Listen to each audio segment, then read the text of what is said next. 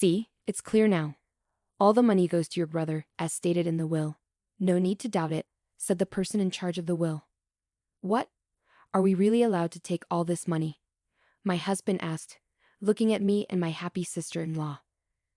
The will says that my brother gets the whole $100 million inheritance from our father. I feel really sad reading it. Does this mean I've lost everything and have to stay with this terrible man forever? But then, my brother says one thing that changes everything. My name is Catherine. I'm 55 years old, and I'm a housewife. My husband's name is Robert, and we've been together without any children. Robert is what you might call a typical male chauvinist. Ever since we got married, he's been in charge, and I haven't been able to speak up or share my opinions. Robert is 10 years older than me. He doesn't treat me with any respect. I feel like I'm his servant, always doing household chores. And if I do something he doesn't like, he's quick to criticize me. He even blames me for us not having children, which makes me cry almost every day. I've thought about divorcing him, but I don't want to worry my family, and I don't have the money to support myself. So I've been enduring his mistreatment and trying to stay strong despite his hurtful words. The only person who gave me any emotional support was my father. My father used to be a successful businessman. He built a company from nothing and turned it into a big company. Even though he worked a lot, he cared for my brother and me in his own way. But after my mother died in a car accident shortly after I got married, my father threw himself into work even more, maybe to distract himself from the loneliness. It was clear that my father's excessive work had taken a toll on him. He had a stroke and had to go to the hospital. Thankfully, his life wasn't in danger, but he was paralyzed on his left side. This was the cost of pushing himself too hard for so long. I managed to convince him to retire. I was worried about him being alone, so I convinced my husband, and we moved in with my father. Once he stopped working, my father seemed to age quickly. He started showing signs of dementia and soon became bedridden and needed constant care. Taking care of my father on top of everything else was overwhelming. I had to handle the housework, look after my husband, and now take care of my father, who had dementia.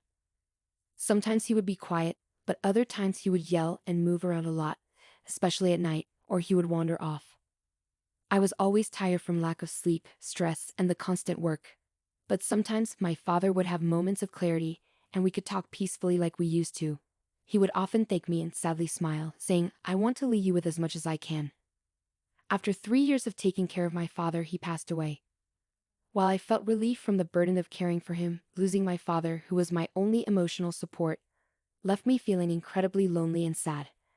My only hope now was my father's inheritance. The inheritance amounted to $100 million, which would be split evenly between my brother and me, making it $50 million for each of us. With that much money, I could finally escape from my awful husband. It was my only chance for a better life.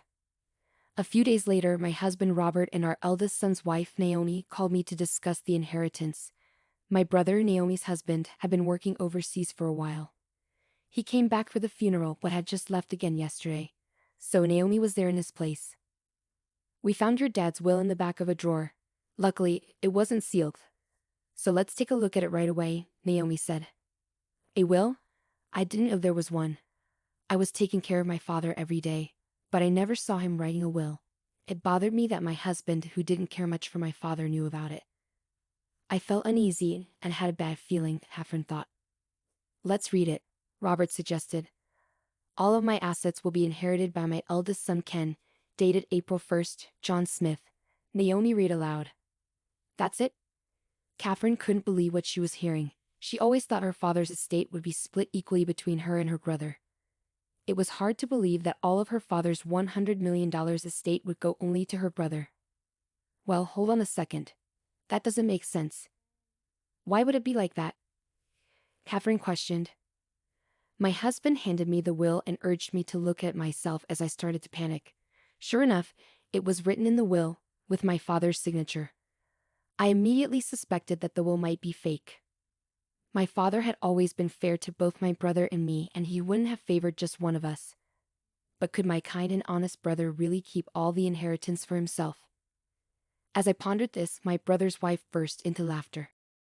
"Wow, we get to keep all of his money. It feels a bit wrong, but if that's what he wanted, we have to respect it, right?" she said. I couldn't accept this at all. As I held the will silently, both my husband and my brother's wife glared at me. Hey, are you doubting this? If so, you can bring in a handwriting expert or something. Just because it's inconvenient for you doesn't mean you can start doubting it. You really have a bad attitude, my husband scolded. I'll do that, Catherine murmured quietly, deciding to have the will checked by an expert. To my surprise, the results showed that the will was undoubtedly written by my father himself. I was disappointed and fell into despair, thinking about the past. I had spent my life taking care of my husband and my father, enduring my husband's anger and hurtful words. It was painful, but the time I spent with my father was happy. I believe he cared for me too. The thought that my beloved father didn't care about me was more shocking and unbearable than not receiving the inheritance. I might have to leave this familiar house and land because they are part of my father's estate. My hope of divorcing my husband also seemed impossible now. When I told my husband about the appraisal result of the will at home over the weekend, he sneered at me with a self-righteous face. That settles it. All the inheritance goes to your brother. Don't go meddling in things anymore. The will was real. Always doubting, you worthless wife, he said, leaving the house after saying those words. Lately, my husband has been spending a lot of time away from home. He comes home from work very late, and he's often not home on weekends like this. I found it suspicious, but I tried to avoid seeing my husband as much as possible. Surprisingly, I felt relieved. Despite my husband's objections, I wanted to talk to my brother directly about the inheritance. Even though he worked overseas and was always busy, he was a kind and dependable person. I made sure beforehand that he wasn't too busy, then I gave him a call. After exchanging some brief greetings, my brother once again apologized for leaving the care of our father entirely to me and thanked me for handling the funeral and various procedures. Don't worry about it. By the way, Robert, about Dad's inheritance, was it always decided that you would be the sole heir? I tried to ask casually. It was hard to bear the thought that maybe I wasn't loved by my father, but I wanted to discuss it properly. Huh? What do you mean? All of the inheritance goes to me, my brother sounded surprised. I thought Naomi had told him, but it seems he was hearing about it for the first time, but the will was genuine, so the result wouldn't change. I explained the situation to my brother. I see. So the handwriting on the will is definitely Dad's, and that's all it said, huh? Got it. I'll need some time to think this through. I'll get back to you. I'll also make sure Naomi doesn't do anything until I've made a decision, my brother said before ending the call. I waited patiently for my brother's next move, feeling both intrigued and hopeful. A few days later, my brother contacted me again. He suggested that I look into Naomi's suspicious activities by hiring a private investigator. He also advised me to claim my rightful share from him. This legitimate share is the minimum amount of inheritance guaranteed to a family member, based on their position in the family. In my case, I could claim a portion from my father's $25 million inheritance. Even though the will said all the inheritance should go to my brother, this legal provision would still entitle me to inherit $25 million. However, my husband and my brother's wife were not happy with my decision. The decision has already been made. Don't mess it up now, they protested. But there was more to my brother's advice. I'm not asking for the $25 million. All I want is this house filled with memories of our father and the land. The total estate is worth $100 million, but the real estate property is only worth $10 million. I'll give up all the rest of the inheritance to my brother. Still, the two of them continue to argue. If this continues to escalate, my brother has instructed me to hire a lawyer to join the discussion. If it comes to that, I'm sure I'll inherit $25 million exactly, I asserted confidently. My husband and Naomi fell silent. Eventually, it seemed like they realized it was more beneficial to settle for the $10 million worth of real estate.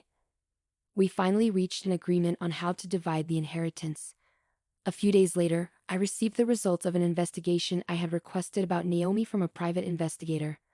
I immediately contacted my brother. After many ups and downs, we successfully completed the process of inheriting our father's estate.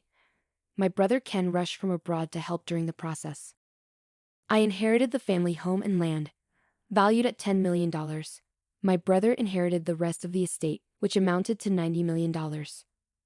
Naomi and my husband seemed pleased with how things were going as they had hoped.